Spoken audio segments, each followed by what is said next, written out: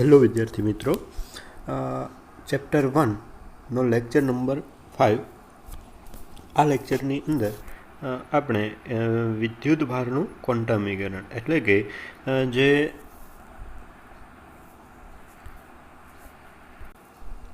વિદ્યુત ભારના એક ગુણધર્મનો ત્રીજો ગુણધર્મ છે. પહેલો ગુણધર્મ આપણે જોયો કે વિદ્યુત ભારોના સરવાળા અને બાદબાકી કેવી રીતે કરી શકાય, અને ત્યાર પછીનો બીજો જે ગુણધર્મ જોયો કે વિદ્યુત ભારનું સંરક્ષણ. વિદ્યુત ભારનો કુલ જથ્થો અચળ હોય કે જેને આપણે વિદ્યુત ભારનું સંરક્ષણ કહી શકીએ. અને ત્રીજો જે ગુણધર્મ છે તે વિદ્યુત ભારનું ક્વોન્ટમીકરણ, ક્વોન્ટાઇઝેશન ઓફ ચાર્જ છે. તો ક્વોન્ટમીકરણ એટલે જો કોઈ પણ ભૌતિક રાશિનું ક્વોન્ટમીકરણ એટલે કે કોઈ પણ મૂળભૂત કોઈ એકમ હોય એના પૂર્ણાંક મૂલ્ય જેટલું જ એ ભૌતિક રાશિનું મૂલ્ય મળતું હોય તો તેવી ભૌતિક રાશિનું ક્વોન્ટમીકરણ થયું એમ કહી શકાય. તો જોઈએ ક્વોન્ટમીકરણ વિદ્યુત ભારનું કેવી રીતે કરી શકીએ આપણે. પ્રાયોગિક રીતે એવું સ્થાપિત થયું છે કે બધા મુક્ત વિદ્યુત ભારો ઈ વડે દર્શાવતા મૂળભૂત વિદ્યુત ભાર એટલે કે એકમના પૂર્ણ ગુણાંક જેટલો હોય છે, જેને આપણે Q = NE વડે ગાણિતિક સ્વરૂપમાં આવી રીતે દર્શાવી શકાય કે Q = NE. કે જો કોઈ વિદ્યુત ભાર Q જેટલો વિદ્યુત ભાર રહેલો હોય કોઈ પદાર્થ ઉપર તો તેને ગાણિતિક સ્વરૂપે Q = NE તરીકે આપી શકાય. તો આમની અંદર જે N છે એ N શું છે તો કે એ પૂર્ણાંક સંખ્યા છે. એ પછીથી ધન પણ હોઈ શકે કે ઋણ પણ હોઈ શકે, બરાબર. પણ એ પૂર્ણાંક સંખ્યા છે, ધન અથવા તો ઋણ પૂર્ણાંક સંખ્યા છે. અને જે ઈ છે એને આપણે મૂળભૂત વિદ્યુત ભાર કહીશું. મૂળભૂત વિદ્યુત ભાર તરીકે પ્રોટોનનો વિદ્યુત ભાર અથવા તો ઇલેક્ટ્રોનનો વિદ્યુત ભાર. જો પ્રોટોનનો વિદ્યુત ભાર હોય તો +E વડે દર્શાવશું, અને જો ઇલેક્ટ્રોનનો વિદ્યુત ભાર હોય તો -E વડે દર્શાવશું. કે જો ઇલેક્ટ્રોનો રહેલા હોય તો કુલ ટોટલ વિદ્યુત ભાર છે એ નેગેટિવ સાઇન આવશે કે માઇનસ વેલ્યુ એમની અંદર લેવાની થશે. જુઓ કે વિદ્યુત ભારનું ક્વોન્ટમીકરણની એક નિયમ ક્વોન્ટમીકરણનો આ પ્રમાણે આપી શકાય કે કુદરતમાં મળી આવતા બધા જ વિદ્યુત ભારો ઈ વડે દર્શાવતા જે મૂળભૂત વિદ્યુત ભારના પૂર્ણાંક ગુણાંક જેટલો જ હોય છે. એટલે કે જો કોઈ વિદ્યુત ભાર Q હોય તો તેને Q = NE મુજબ રજૂ કરાય છે, જ્યાં N એ ધન અથવા તો ઋણ પૂર્ણાંક સંખ્યા છે. મૂળભૂત એકમ એટલે કે જે વિદ્યુત ભાર છે એ ઇલેક્ટ્રોનનો પણ હોઈ શકે અથવા તો પ્રોટોન અથવા ઇલેક્ટ્રોનનો વિદ્યુત ભાર છે. પ્રોટોનનો વિદ્યુત ભાર હોય તો આપણે +E વડે લેશું, અને ઇલેક્ટ્રોનનો વિદ્યુત ભાર હોય તો એને માઇનસ સાઇન આપશું, કારણ કે ઇલેક્ટ્રોન વિદ્યુત ભાર નેગેટિવ વિદ્યુત ભાર ધરાવે છે એટલા માટે. અહીંયા પણ એ જ આપણે વાત કરી છે. એટલે N એ પૂર્ણાંક સંખ્યા છે. ત્યાર પછીથી વિદ્યુત ભારનો મૂળભૂત એકમ એ પ્રોટોન અને ઇલેક્ટ્રોનનો છે. પ્રણાલીગત રીતે આપણે ઇલેક્ટ્રોનનો વિદ્યુત ભારને ઋણ ગણવામાં આવે છે અને પ્રોટોનનો વિદ્યુત ભારને ધન ગણવામાં આવે છે. વિદ્યુત ભાર હંમેશા ઈના પૂર્ણાંક જેટલો જ હોય છે તે હકીકતને આપણે વિદ્યુત ભારનું ક્વોન્ટમીકરણ કહી શકાય. ભૌતિક વિજ્ઞાનમાં એવી ઘણી પરિસ્થિતિઓ હોય છે કે જે અમુક ભૌતિક રાશિઓનું ક્વોન્ટમીકરણ થતું હોય છે. હવે એવું જરૂરી નથી કે બધી જ ભૌતિક રાશિઓનું ક્વોન્ટમીકરણ થાય, પણ અમુક ભૌતિક રાશિઓનું જ ક્વોન્ટમીકરણ થતું હોય છે. જેમ કે ફોર એક્ઝામ્પલ તરીકે આપણે લઈએ તો ક્યારેય દળનું ક્વોન્ટમીકરણ થતું ન હોય, બરાબર છે. કોઈ બળનું ક્વોન્ટમીકરણ થતું ન હોય, પરંતુ આપણે આગળ જોયું કે ઉર્જાનું ક્વોન્ટમીકરણ થતું હોય છે. વિદ્યુતના ક્વોન્ટમીકરણનું સૌપ્રથમ સૂચન એ ઇંગ્લિશ પ્રયોગકર્તા ફેરેડેએ શોધેલા જે વિદ્યુત વિભાજ્યના પ્રયોગોના નિયમ દ્વારા કર્યું છે. હવે સૌપ્રથમ જ્યારે વિદ્યુતનું ક્વોન્ટમીકરણ રજૂ કરવાવાળો સાયન્ટિસ્ટ એ ફેરેડે છે, અને ત્યાર પછીથી 1912ની અંદર મિલિકને એક ઓઇલ ડ્રોપના એક્સપેરિમેન્ટ વડે એમનું મૂલ્ય માપન કરેલું છે. ઓઇલ ડ્રોપનો એક્સપેરિમેન્ટ એના માટે લીધેલો અને ત્યાર પછીથી એમનું ક્વોન્ટમીકરણ કરેલું છે. હવે એકમની વાત કરીએ કે એકમ છે એ વિદ્યુતભારનો એકમ એસઆઈ એકમ ઇન્ટરનેશનલ સિસ્ટમ યુનિટ છે. તો એ એકમ કયો છે વિદ્યુતભારનો? તો કે કુલમ. કુલમ એ વૈજ્ઞાનિકના નામ ઉપરથી કુલમ નામના વૈજ્ઞાનિકે જે બે વિદ્યુતભાર બિંદુવત વિદ્યુતભારો હોય એમની વચ્ચે લાગતા વિદ્યુત બળ માટેનો નિયમ આપેલો છે કે જે આગળના પોઈન્ટની અંદર જ આપણે ડિસ્કશન કરવાના છે. તે ના નામ ઉપરથી આપણે કુલમ યુનિટ એમનો લેશું. તેની સંજ્ઞા કેપિટલ સી છે. કુલમની વ્યાખ્યા એ વિદ્યુત પ્રવાહના પદમાં આપવામાં આવે છે કે વિદ્યુત પ્રવાહનો હમણાં આપણે જોઈએ કે એની ડેફિનેશન કેવી રીતે આપી શકાય. વિદ્યુત પ્રવાહના પદમાં આપી શકાય. અહીંયા ડેફિનેશન આપેલી છે, એની ડિસ્કશન હું આગળની સ્લાઇડમાં કરું.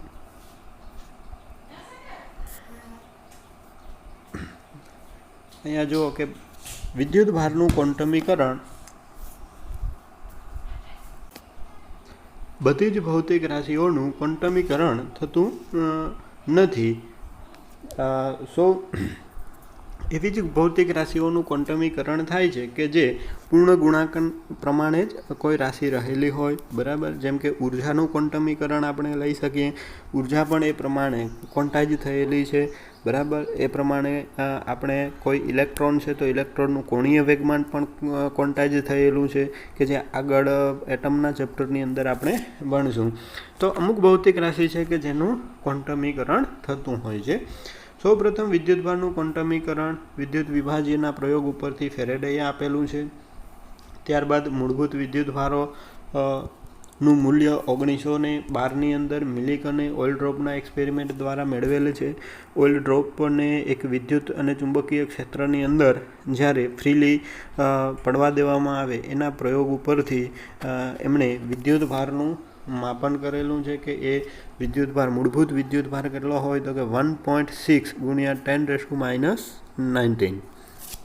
વિદ્યુતભારનો એકમ એક યાદ રાખવાનો છે આપણે કે કુલમ એનો એકમ છે જેને કેપિટલ સી વડે દર્શાવશું. આ એકમ કુલમ નામના વૈજ્ઞાનિકની યાદમાં આપણે આપશું અને 1 કુલમની વ્યાખ્યા એ વિદ્યુત પ્રવાહના પદમાં આપશું અને એ વ્યાખ્યા હમણાં જોઈએ આપણે. 1 કુલમની વ્યાખ્યા કે જો કોઈ તારમાંથી 1 એમ્પિયર વિદ્યુત પ્રવાહ વહેતો હોય તો 1 સેકન્ડમાં આડછેદમાંથી 1 કુલમ વિદ્યુતભાર વહન પામે છે તેમ કહી શકાય. કોઈ પણ એક રોડ છે, કોઈ વાહક તાર છે, એ વાહક તારમાંથી કોઈ 1 એમ્પિયરનો વિદ્યુત પ્રવાહ પસાર થતો હોય તો તેમની અંદર 1 સેકન્ડની અંદર કોઈ આપણે આડછેદ લઈએ તો એ આડછેદમાંથી પસાર થતો 1 સેકન્ડમાં પસાર થતો વિદ્યુતભાર એ 1 કુલમ છે તેમ કહી શકાય. 1 એમ્પિયરની વ્યાખ્યા પણ આપણે આગળ જોવાના છે કે જે ચેપ્ટર 4ની અંદર આવશે કે જે બે વાયરમાંથી વહેતો વિદ્યુત પ્રવાહ છે એમના લીધે વિદ્યુત પ્રવાહધારિત તાર ઉપર બળ કેટલું લાગે છે એ બળના આધારે આપણે 1 એમ્પિયરની વ્યાખ્યા આપવાની છે કે જે ચેપ્ટર 4ની અંદર જોશું. પણ અહીંયા 1 કુલમની વ્યાખ્યા એ આપણે એક વિદ્યુત પ્રવાહના પદમાં અહીંયા આપવી પડશે. વિદ્યુત પ્રવાહનું સમીકરણ છે ગાણિતિક સ્વરૂપે આવી રીતે લખી શકાય કે વહન થતો વિદ્યુતભારના છેદમાં સમય એટલે કે I = Q/T. તો Q = IT થશે એટલે કે 1 એમ્પિયર I ને 1 એમ્પિયર લઈએ આપણે અને T ને 1 સેકન્ડ લઈએ તો 1 એમ્પિયર અને 1 સેકન્ડ હોય તો વિદ્યુતભાર 1 કુલમ થશે. તો એના ઉપરથી આપણે ઇક્વેશન ઉપરથી જ ડેફિનેશન યાદ રહી જાય.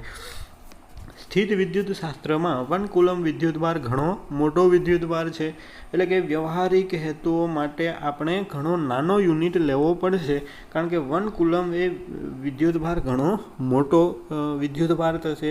એટલા વિદ્યુતભાર સાથે આપણે કામ કરવાનું થતું નથી એટલે જનરલી એનાથી નાના યુનિટો લેવા પડે. તો આપણને ખ્યાલ છે કે કોઈ પણ રાશિ છે એને નાના યુનિટ તરફ મિલી, માઇક્રો, નેનો સુધી લઈ જઈ શકીએ. તો વ્યવહારિક હેતુ માટે આપણે 1 માઇક્રો કુલમ અને 1 મિલી કુલમ જેવા વિદ્યુતભારો જેવા એકમો તરીકે આપણે વિદ્યુતભારને લેશું કે માઇક્રો કુલમ એટલે 10⁻⁶ કુલમ અને મિલી કુલમ એટલે 10⁻³ કુલમ.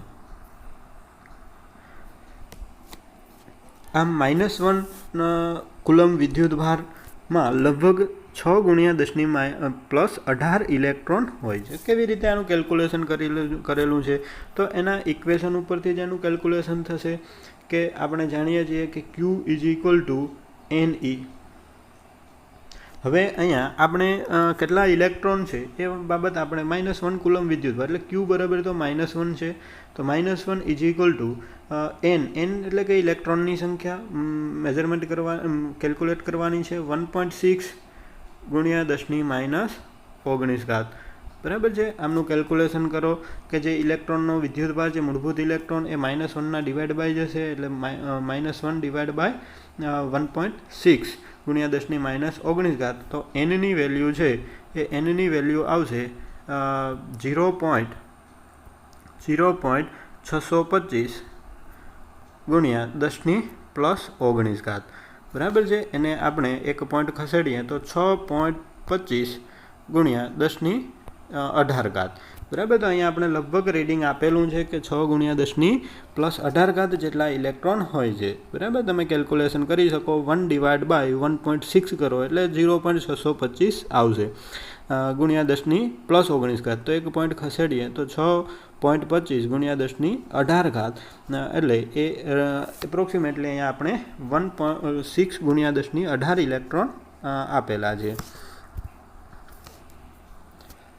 સ્થિત વિદ્યુતશાસ્ત્રમાં આપેલા આટલા મોટા માન ધરાવતો વિદ્યુતભાર સાથે ભાગ્યે જ પનારો પડે છે એટલે કે કામ લેવાનું થાય. એટલે મોટો વિદ્યુતભારની વાત કરી છે હમણાં જ આપણે આગળની સ્લાઇડમાં જ મેં આપણે જોયું. બરાબર. એવી રીતે 1 માઇક્રોકુલમ અને 1 મિલીકુલમ સાથે આપણે વ્યવહારિક હેતુ માટે કામ લઈ શકીએ. જો વિશ્વમાં માત્ર પ્રોટોન અને ઇલેક્ટ્રોન મૂળભૂત વિદ્યુતભાર હોય તો જોવા મળતા અન્ય સઘળા વિદ્યુતભારો Eના પૂર્ણ ગુણાંક જ હોવા જોઈએ. જો ઘણા બધા વિદ્યુતભારો છે તો એ પ્રોટોન અને ઇલેક્ટ્રોન જ મૂળભૂત વિદ્યુતભાર તરીકે એમની અંદર હોય છે. બરાબર. તો એ મોટો વિદ્યુતભાર છે એ N1 અને N2. N1 એટલે કોઈ ઇલેક્ટ્રોનની કુલ સંખ્યા છે અને N2 એટલે કે પ્રોટોનની સંખ્યા છે. તો કોઈ પદાર્થ ઉપર N1 જેટલા ઇલેક્ટ્રોન હોય અને N2 જેટલા પ્રોટોન હોય તો તેનો કુલ એ પદાર્થ ઉપર કુલ વિદ્યુતભારનો જથ્થો કેટલો થશે?